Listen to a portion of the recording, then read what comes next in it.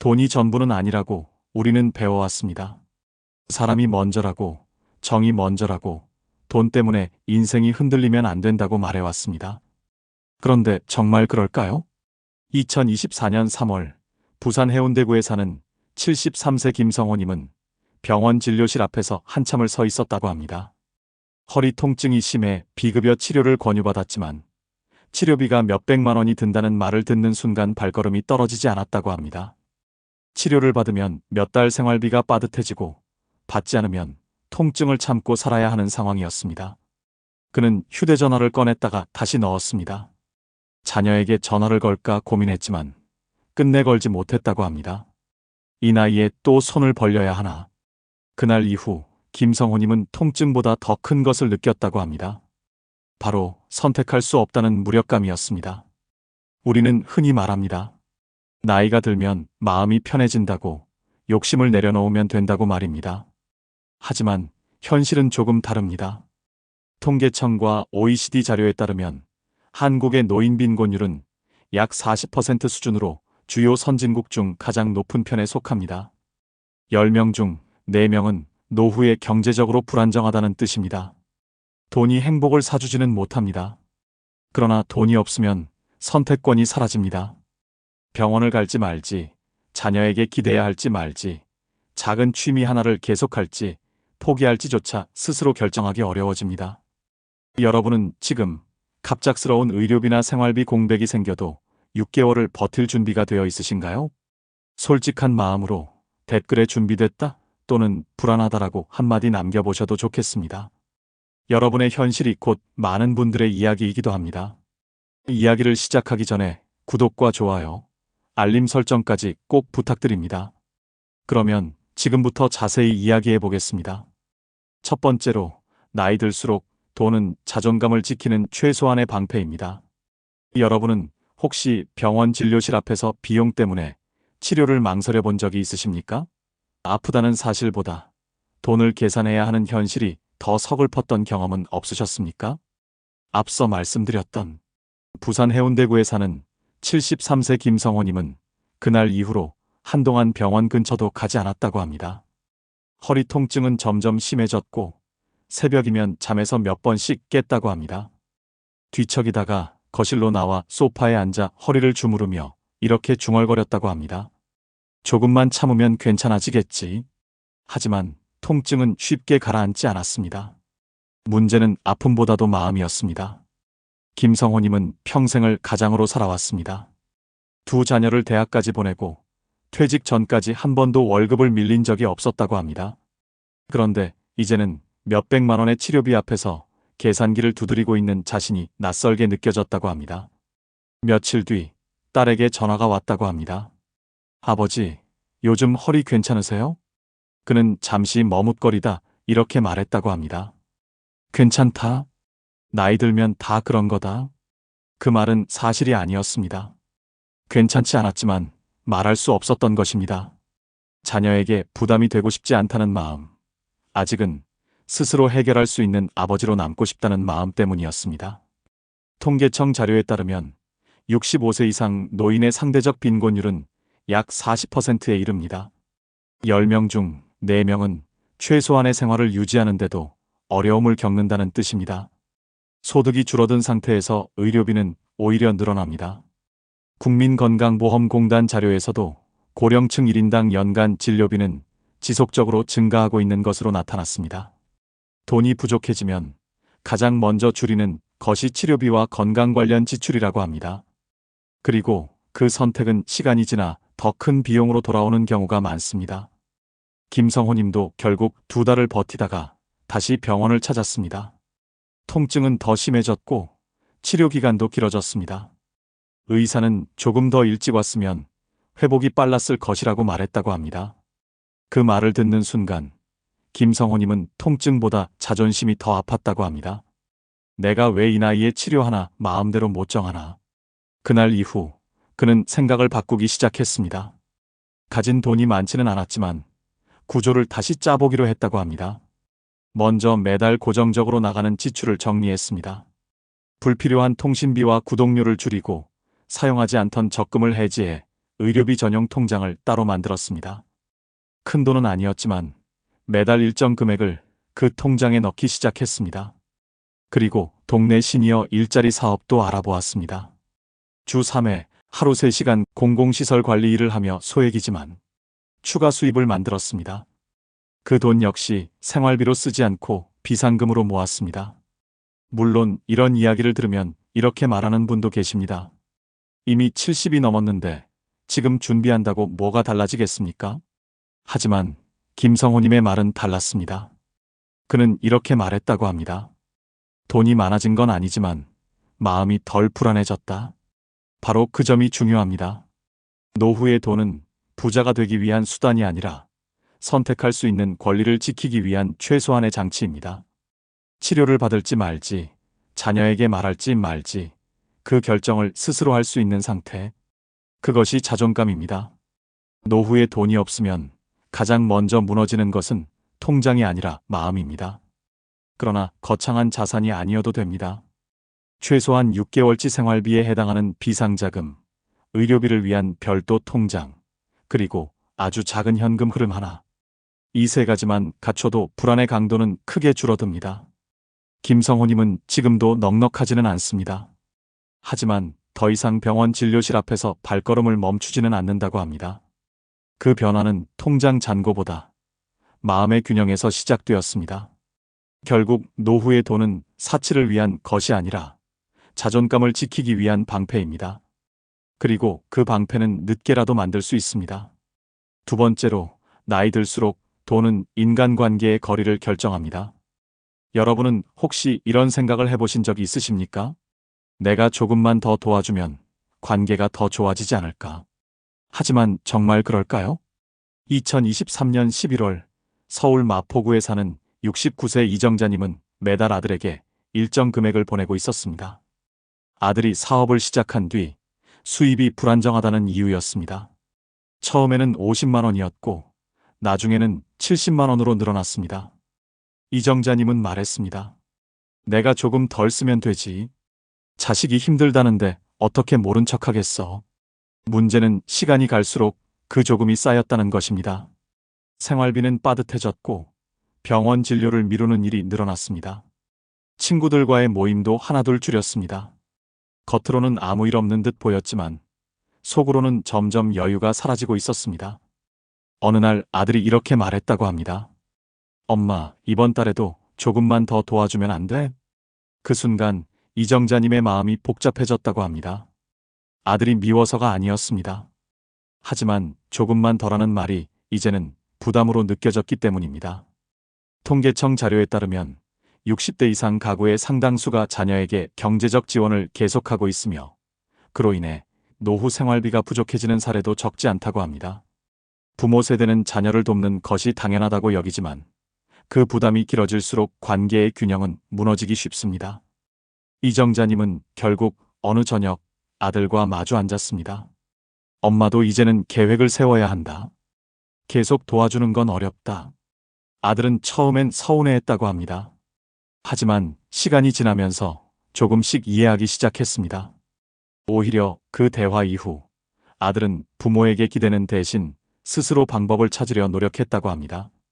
여기서 중요한 것은 냉정함이 아니라 경계입니다.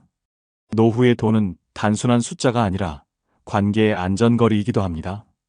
경제적으로 완전히 의존하거나 반대로 끝없이 퍼주는 구조는 결국 서로를 힘들게 만듭니다. 그렇다면 어떻게 해야 할까요? 첫째, 정기적 지원은 최대한 피하고 불가피하다면 기간과 금액을 명확히 정해야 합니다. 둘째, 본인의 노후 생활비를 먼저 계산한 뒤 남는 범위 안에서만 도움을 결정해야 합니다. 셋째, 가족 간에도 돈에 관한 원칙을 말로만이 아니라 구체적으로 정리해 두는 것이 필요합니다. 물론 이런 말을 하면 이렇게 생각하시는 분도 계실 겁니다. 돈 때문에 자식과 선을 긋는 건 너무 차갑지 않나? 하지만 오히려 그 반대일 수 있습니다. 명확한 경계는 오해를 줄이고 서운함을 줄이며 관계를 오래 유지하게 합니다. 무리한 지원은 결국 언젠가 원망으로 돌아올 가능성이 큽니다.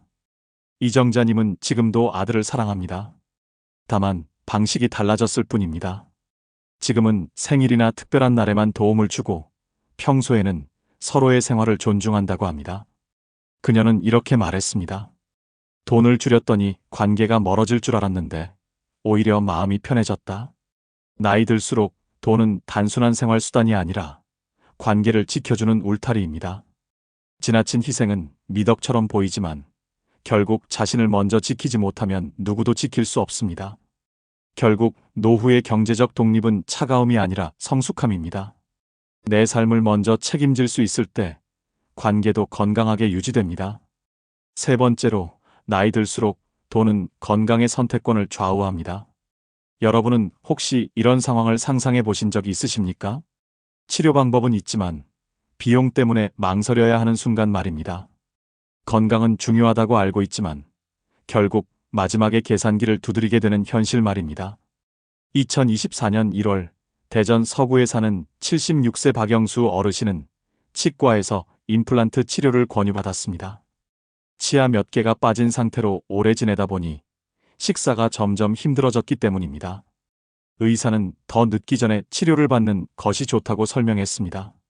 진료를 마치고 나온 박영수 어르신은 병원 복도 의자에 잠시 앉아 있었다고 합니다. 치료비는 수백만 원.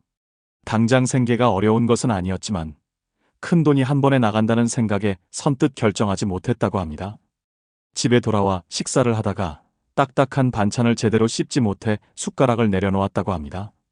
그 모습을 본 아내가 조심스럽게 말했습니다. 여보, 그냥 치료받는 게 낫지 않겠어요? 박영수 어르신은 한참을 말없이 있다가 이렇게 답했다고 합니다. 이 나이에 그렇게까지 해야 하나? 그 말 속에는 돈이 아깝다는 마음보다 앞으로 닥칠지 모를 더 큰 지출에 대한 불안이 숨어 있었습니다. 국민건강보험공단 자료에 따르면 65세 이상 고령층의 1인당 연간 진료비는 다른 연령대에 비해 월등히 높고 나이가 들수록 계속 증가하는 추세라고 합니다. 문제는 의료비가 예측대로만 발생하지 않는다는 점입니다. 갑작스러운 입원, 수술, 간병비는 순식간에 수천만 원 단위로 늘어날 수 있습니다. 결국 박영수 어르신은 치료를 미루기로 결정했습니다. 하지만 몇 달 뒤 체중이 눈에 띄게 줄었습니다. 식사를 제대로 하지 못하다 보니 기력이 떨어졌고 작은 감기에도 회복이 더뎠습니다. 결국 다시 병원을 찾았고 의사는 더 늦기 전에 치료를 진행하자고 했습니다. 그때 박영수 어르신은 이렇게 말했다고 합니다. 건강을 아끼려다가 돈을 더 쓰게 생겼네요. 이 한마디에는 많은 의미가 담겨 있습니다. 건강은 평소 관리로 지킬 수 있지만 치료의 순간에는 선택권이 필요합니다. 그리고 그 선택권 뒤에는 결국 경제적 준비가 있습니다. 그렇다면 어떻게 준비해야 할까요? 첫째, 건강 관련 지출을 아까운 소비가 아니라 필수 투자로 인식해야 합니다. 정기검진, 치과 치료, 운동 비용은 사치가 아닙니다.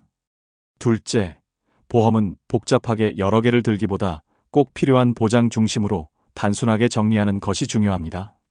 셋째, 의료비 전용 비상자금을 따로 마련해두는 것이 필요합니다. 생활비와 섞이지 않는 별도의 통장이 심리적 안정감을 줍니다. 물론 이런 이야기를 하면 이렇게 말하는 분도 계십니다. 보험도 믿기 어렵고 어디까지 준비해야 할지 모르겠다. 그렇다면 거창하게 시작할 필요는 없습니다. 지금 가입한 보험을 한번 점검해보고 중복 보장을 줄이고 불필요한 특약을 정리하는 것부터 시작하면 됩니다. 그리고 매달 소액이라도 건강 관련 준비 자금을 따로 떼어두는 습관을 들이는 것입니다. 박영수 어르신은 결국 치료를 받았습니다. 비용이 부담되긴 했지만 식사를 제대로 할 수 있게 되자 표정이 달라졌다고 합니다. 그는 주변에 이렇게 말했다고 합니다. 돈이 아까운 게 아니라 내 몸을 미루는 게 더 아깝더라. 나이 들수록 건강은 운이 아니라 준비의 영역에 가깝습니다. 그리고 그 준비는 결국 경제적 선택권에서 시작됩니다. 돈이 건강을 보장해주지는 않습니다. 그러나 돈이 없으면 건강을 지킬 기회조차 줄어듭니다. 네 번째로, 나이 들수록 돈은 불행을 막는 현실적인 힘입니다. 우리는 흔히 이렇게 말합니다. 돈이 행복을 가져다 주지는 않는다. 맞는 말입니다. 하지만 노후에 들어서면 한 가지 질문이 남습니다. 돈이 없으면 불행을 막을 수는 있을까요? 2022년 경기도 수원시에 사는 72세 최명숙님은 남편과 함께 은퇴 생활을 시작했습니다. 젊을 때 큰 부자는 아니었지만 은퇴 전부터 하나만은 분명히 정해두었다고 합니다. 은퇴 후에도 매달 들어오는 돈을 만들자는 것이었습니다. 남편의 국민연금과 개인연금, 그리고 소형 상가에서 나오는 월세를 더해 약 150만 원 정도의 고정현금 흐름을 만들어 두었습니다. 많은 돈은 아니었지만 생활비의 기본은 충당할 수 있는 수준이었습니다. 어느 날 남편이 갑작스럽게 입원하게 되었습니다. 큰 수술은 아니었지만 입원비와 간병비가 예상보다 많이 나왔습니다. 주변에서는 다들 걱정했다고 합니다. 하지만 최명숙님은 비교적 차분했습니다. 병원비를 계산하며 이렇게 말했다고 합니다. 힘들긴 하지만 버틸 수는 있어. 그 말의 차이는 생각보다 큽니다. 망했다가 아니라 버틸 수 있다는 말. 바로 그 여유가 삶의 방향을 바꿉니다. 같은 시기, 인근에 사는 74세 김동환님은 전혀 다른 상황을 겪었습니다. 은퇴 후 별다른 준비 없이 퇴직금으로만 생활하다가 몇 년 사이 자금이 빠르게 줄었습니다. 월 고정 수입이 거의 없었기 때문에 병원비가 생길 때마다 적금을 깨야 했고 점점 불안이 커졌습니다. 그는 지인에게 이렇게 말했다고 합니다. 병보다 돈이 더 무섭다. 통계청 자료에 따르면 60대 이상 가구 중 상당수가 고정적인 근로소득 없이 이전 소득이나 일시 자산에 의존해 생활하고 있다고 합니다. 문제는 물가 상승과 의료비 증가입니다. 정기적인 현금 흐름이 없으면 작은 지출도 큰 위기로 느껴집니다. 여기서 중요한 사실이 있습니다. 돈은 행복을 만들어주지 않습니다.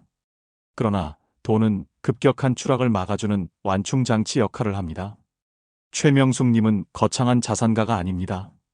다만 소비 구조를 미리 점검했고 은퇴 전 5년 동안 생활비를 줄이며 연금과 월세 구조를 만들어 두었습니다. 매달 일정 금액이 들어온다는 사실 하나만으로도 마음의 안정이 생겼다고 합니다. 그녀는 이렇게 말했습니다. 부자가 되고 싶었던 게 아니라 흔들리지 않고 싶었어요. 이 말이 핵심입니다. 노후의 돈은 사치를 위한 것이 아니라 흔들리지 않기 위한 기반입니다. 그렇다면 지금 무엇을 점검해야 할까요? 첫째, 매달 반드시 들어오는 돈이 얼마인지 정확히 계산해 보아야 합니다. 국민연금, 개인연금, 임대수입, 소규모 일자리 등 어떤 형태든 좋습니다. 둘째, 고정지출을 최소한으로 정리해야 합니다. 불필요한 보험료, 사용하지 않는 서비스, 과도한 통신비는 줄일 수 있습니다. 셋째, 퇴직금이나 목돈에만 의존하지 말고 가능하다면 소액이라도 현금 흐름을 만드는 구조를 고민해야 합니다. 물론 이렇게 말하면 이런 반응도 나옵니다. 이 나이에 무슨 현금 흐름을 새로 만듭니까? 하지만 꼭 큰 사업을 하라는 뜻이 아닙니다. 주 23일 공공 일자리, 소규모 온라인 판매, 재능을 활용한 강의, 작은 임대 수입 등 규모는 작아도 괜찮습니다. 중요한 것은 매달 들어오는 돈이 있다는 사실입니다. 김동환 님도 뒤늦게 동네 복지관 일자리에 참여하기 시작했습니다. 금액은 크지 않았지만 그는 이렇게 말했다고 합니다. 적은 돈인데도 마음이 다르더라. 노후의 삶에서 가장 두려운 것은 가난 그 자체가 아니라 통제할 수 없다는 느낌입니다. 돈이 많다고 모든 문제가 사라지지는 않습니다. 그러나 최소한의 준비가 되어 있다면 위기는 속도를 늦춥니다. 결국 돈은 행복을 사주지 못합니다. 하지만 불행이 한꺼번에 밀려오는 것을 막아주는 둑은 되어줍니다. 나이 들수록 돈이 전부라고 느껴지는 이유는 그 돈이 자존감과 관계, 건강, 그리고 삶의 안정까지 지켜주기 때문입니다. 우리는 오늘 조금 불편한 이야기를 했습니다. 돈이 전부는 아니라고 배워왔지만 나이 들수록 돈이 삶의 많은 부분을 좌우한다는 현실 말입니다. 부산의 김성호님은 치료비 앞에서 자존심이 흔들렸고 서울의 이정자님은 자녀를 돕다가 자신의 생활이 무너질 뻔했고 대전의 박영수 어르신은 건강을 미루다 더 큰 비용을 치를 뻔했고 수원의 최명숙님은 크지 않은 고정 수입 덕분에 위기를 버틸 수 있었습니다. 이 네 가지 이야기는 결국 한 가지로 모입니다. 돈이 많아야 행복한 것이 아니라 돈이 있어야 선택할 수 있다는 사실입니다. 노후의 돈은 사치가 아닙니다. 체면을 지키기 위한 허세도 아닙니다. 그것은 자존감을 지키는 방패이고 관계를 지켜주는 울타리이며 건강을 선택할 수 있는 권리이고 갑작스러운 불행을 막아주는 둑입니다. 그래서 나이 들수록 돈이 전부입니다라는 말은 행복을 돈으로 사라는 뜻이 아니라 존엄을 지키기 위해 준비하라는 경고에 가깝습니다. 그렇다면 지금 무엇을 할 수 있을까요? 지금 당장 통장 잔고를 확인해 보십시오. 매달 반드시 들어오는 돈이 얼마인지 적어 보십시오. 6개월을 버틸 수 있는 비상자금이 있는지 점검해 보십시오. 보험과 지출 구조를 한 번만이라도 정리해 보십시오. 거창한 변화가 아니어도 괜찮습니다. 작은 정리가 쌓이면 불안은 줄어듭니다. 불안이 줄어들면 선택할 수 있는 힘이 생깁니다. 여러분은 어떠십니까? 지금의 경제적 준비로 병원 진료실 앞에서 망설이지 않을 자신이 있으십니까? 자녀에게 손을 내밀지 않고도 버틸 수 있다고 말할 수 있으십니까? 솔직한 생각을 댓글로 남겨주셔도 좋겠습니다. 나는 준비 중이다. 아직 불안하다. 여러분의 한마디가 같은 고민을 가진 분들께 큰 공감이 될 수 있습니다. 돈이 전부는 아닙니다. 그러나 노후에서 돈은 거의 전부에 가까운 역할을 합니다.